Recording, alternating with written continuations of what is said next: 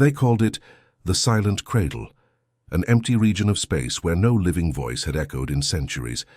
To most of the galaxy, it was just a graveyard of drifting satellites and forgotten ruins. But to me it was home. The hum of dying reactors and the static of old transmissions were the only lullabies I'd known for decades. Humanity was gone, they said. Extinct. Wiped out by our own wars and the chaos that followed. Every alien archive agreed. Our species had burned itself out, leaving only dust and warnings in the stars. But myths have a strange way of surviving. I was the last one. Captain Elias Rhane, Terran Defense Fleet, designation long forgotten. My ship, the Dauntless, was a relic of a war no one remembered. Her hull was scarred, her AI fragmented, but she still answered when I called. So I kept the old systems running, scavenging energy from decaying suns, sending out low-band pulses into the void. Not because I expected anyone to answer, but because silence was worse. Then one day the silence broke, a faint ping, so small it could have been cosmic dust hitting a sensor. But it repeated, structured, intentional, a signal. I rerouted every bit of power I had into the receiver, amplifying the feed until the static formed words in a voice that wasn't mine. Unidentified source detected. Origin unknown. Proceed with caution, aliens. I recognized the tone, the clipped accent of the archivist species, the ones who'd written the final history of Earth. Their survey ship must have stumbled into my sector, chasing ghost readings from an ancient Terran beacon, still transmitting on its last drops of energy. They didn't know they were trespassing on sacred ground. I could have stayed silent. Let them pass. Let the myth remain a myth. But as I listened to their cautious chatter, something in me, something deeply human, snapped awake. My throat was dry, my voice rough with disuse, but the words came out steady. "This is Captain Elias Rhane of the Terran Remnant," I said. "Identify yourselves." The line went dead. Then came the panic, muffled voices, alarms. The galaxy thought humanity was extinct. They were about to learn how wrong they were. They came back for me 2 days later, but not with soldiers, at least not the kind that carried weapons. The archivists arrived in a sleek silver craft, its hull etched with ancient languages, its engines humming like a whisper. They were scholars, preservers of the dead, keepers of truths the galaxy wanted forgotten. I watched their vessel drift toward the Dauntless, like a cautious predator sniffing a ghost. They didn't believe the signal. They couldn't. Humanity was supposed to be dust, not speaking through the static. When they hailed me, their leader appeared as a hologram on my bridge, a tall, translucent being with too many eyes and a voice that trembled like thin glass. "You are human?" it asked, each syllable weighed with disbelief. "Impossible. The records confirm extinction." I almost laughed. "Then your records are wrong." They stared at me, scanning every inch of my form as though my existence violated physics itself. Behind them I saw others, archivists with datapads and cameras, whispering in panic, trying to decide if I was a forgery, a weapon, or a miracle. They asked questions, endless questions, about the solar collapse, about Earth's last days, about why I was still alive. I answered what I could and lied about the rest. They didn't need to know that humanity's final act hadn't been self-destruction, but defiance, that while Earth burned, we scattered ourselves like seeds into the dark, waiting for the day the galaxy would forget us. Their leader's voice softened. "If even one of you survived," he murmured, "then perhaps the extinction event was not absolute. Perhaps there are others." I didn't deny it. I just looked into the lens and said, maybe, maybe not.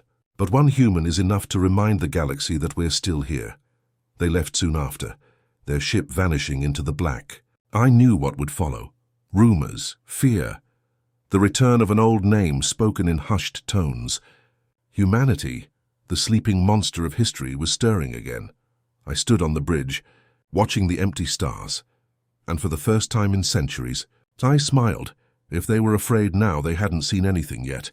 The rumors spread faster than light. Within weeks, the quiet edge of the galaxy was no longer quiet. Long-range scanners detected ships slipping through the border systems, some curious, others armed. The core Dominion was the first to arrive. I recognized their emblem before their commander even spoke, the mark of the empire that had risen on humanity's ashes. They had taken our abandoned worlds, our surviving colonies, even our technology, and built their power from our bones. To them, I wasn't just a ghost. I was a threat to the lie that held their empire together. When their fleet appeared on my sensors, I was already prepared. The Dauntless creaked as I brought her weapons online. Most were barely functional, patched with scavenged metal, wired through melted circuits. But she still roared when I asked her to. I watched as their flagship's communication feed blinked to life. The alien commander's face appeared, cold and reptilian, his eyes like shards of obsidian. "Human," he hissed, spitting the word like a curse. "You will surrender your vessel. The Dominion forbids resurrection of extinct species." I leaned closer to the monitor, my reflection fractured by static. "You can't kill what never died," I said. They fired first. Plasma bolts streaked through the void, carving fire across my shields. I returned fire once, twice, then cut the engines, letting Dauntless drift like wreckage. They thought they'd destroyed me. That arrogance was their mistake. I rerouted auxiliary power, cloaked my heat signature, and whispered into the old communication grid, broadcasting a message on every abandoned human frequency I could still reach. If there are any humans left out there, it's time to come home. For a moment, I thought the silence had returned. Then, faintly, one ping, then another. Then dozens. Across the stars, signals blinked alive. Old outposts, hidden bunkers, generational ships thought lost. I sat back in my chair, heartbeat hammering. Humanity wasn't extinct. We were scattered, waiting for a voice. My voice. The core Dominion would soon realize the truth. They hadn't hunted the last human. They had awakened the first of the new ones. The age of silence was over. We called ourselves the Children of Ash, because that's what we were. Descendants born from ruin, shaped by worlds that hated us, by centuries of isolation and survival. When the first fleet arrived in orbit around my sector, I could hardly believe it. Human ships, some sleek and new, others welded from scrap and stolen parts, filling the black with light. The sight hit me harder than any explosion. I had spent so long believing I was the last, and now here they were, humanity reborn in 100 different forms. When I boarded their flagship, the faces that met me were both alien and familiar. A tall woman with pale metallic skin and glowing eyes saluted sharply. "Commander Rhane," she said, her voice layered with a faint mechanical echo. "You really existed." Behind her, children with gill-like implants and carbon armor watched me with wide, curious eyes. Some had adapted to radiation, others to high gravity or thin atmospheres. Each one was a fragment of humanity reshaped to survive the impossible. "Are you really human?" one of them asked. His voice trembled, not out of fear but wonder. I looked at him, at the faint shimmer of cybernetic veins under his skin, and nodded. "Human enough," I said, "and that's all that matters." We gathered in the war room, maps of the stars spreading before us like veins of light. The core Dominion had already declared us an anomaly to be erased. They would come again, this time with fire. The young captains waited for me to speak, their eyes full of questions. I told them the truth, about the fall of Earth, about the silence that followed, about the call I sent. I expected anger, grief, maybe doubt. Instead, I saw determination. The Dominion's ultimatum arrived soon after: surrender or be annihilated. I didn't even finish reading it before I laughed. "They still don't understand," I said. "We were born in fire. Do they really think Ash fears the flame?" Every human ship, every hybrid captain, every lost descendant prepared for war that day. For the first time in centuries, humanity wasn't hiding. We were coming back. The first battle of the new war was chaos. Beautiful, brutal chaos. The Dominion's fleets arrived in perfect formation, disciplined and arrogant, confident they were about to erase a ghost. They faced us. Ragtag ships built from ruins, welded hulls glowing with mismatched thrusters, captains who'd never fought under a single banner. By all logic, we should have been destroyed in minutes. But logic had never been humanity's strength. Adaptation was. Madness was. The kind of reckless courage that no algorithm could predict. I remember the moment we fired the first shot. It wasn't even planned. One of our smaller frigates, its captain barely 20, launched a torpedo straight into the Dominion's lead cruiser. The explosion lit up the void like a sunrise. Their formation broke instantly. Every ship in our fleet followed, acting not as soldiers but as survivors. Unpredictable, desperate, creative. We fought with what we had, magnetic mines disguised as debris, EMP bursts made from scavenged reactors, even solar flares turned into weapons with hacked satellites. I could hear the Dominion's commanders screaming over open channels, trying to make sense of us. "They're not coordinating," one shouted. "They're improvising." Exactly, we didn't need orders. We just needed instinct. Humanity had always thrived in chaos, and this battlefield was no different. The Dauntless took heavy damage, her hull breaking in places I didn't know existed, but she kept flying. Every human ship that fell took 3 Dominion vessels with it.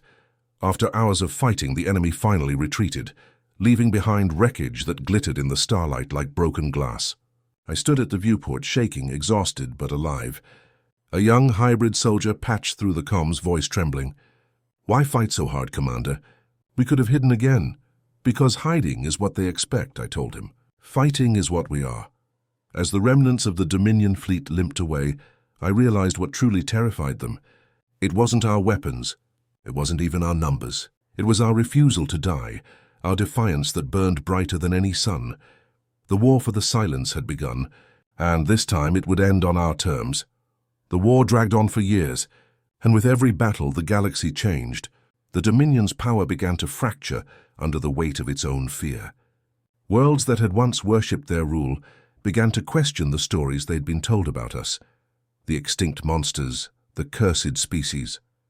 They watched us fight, not for conquest but for the right to exist, and something dangerous began to spread.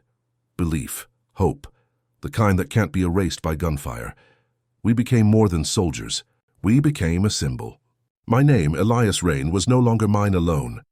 It became a call sign, a legend whispered across planets. Every time I transmitted a message, it wasn't just me speaking. It was humanity itself, the ghost of a civilization refusing to stay buried.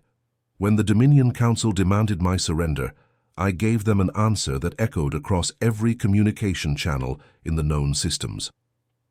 My voice was calm, deliberate, heavy with the weight of centuries. "You called us extinct," I said.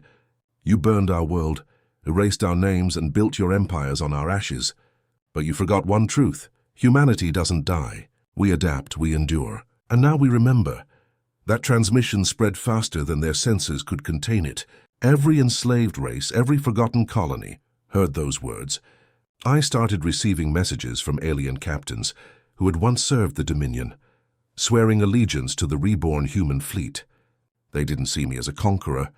They saw me as a reminder that strength wasn't about domination but survival. The Dominion responded with terror. They began purges, hunting their own people for sympathy with the extinct. Their empire collapsed faster than any weapon could have managed. It wasn't our firepower that broke them. It was the idea that humanity had returned, and that we were not alone anymore.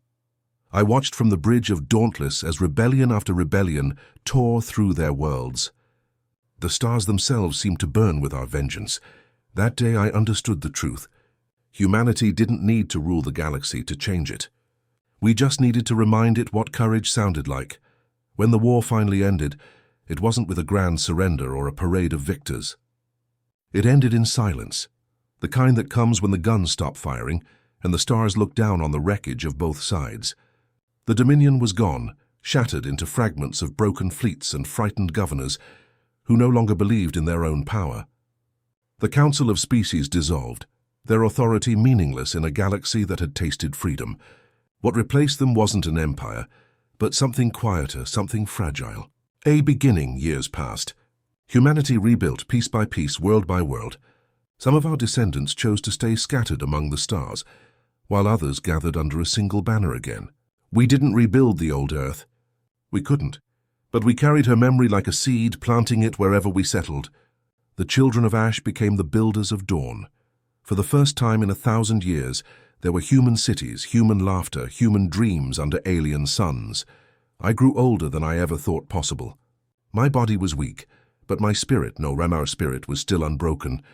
I spent my days aboard the Dauntless, now orbiting a young green world being terraformed by our descendants. Its skies were orange at dusk, its seas bright with promise. Sometimes I would listen to the new generation over the comms, their voices full of wonder, so unlike the hardened soldiers I had led. One day, a child's voice came through. "Commander Rhane," she asked shyly, What should we name the first city? I felt something tighten in my chest. For centuries I had fought to hear that question, to know that humanity had a future worth naming. I smiled even as my eyes stung. "Call it Earth," I said softly. "We owe her that much." As the transmission ended, I looked out at the sunrise spreading over the new world's horizon. Light spilled across the ship's worn metal, warm and golden. For the first time in centuries, the silence wasn't lonely. It was peace. "They thought humanity was extinct," I whispered to the stars. Then I spoke, and this time the stars spoke back.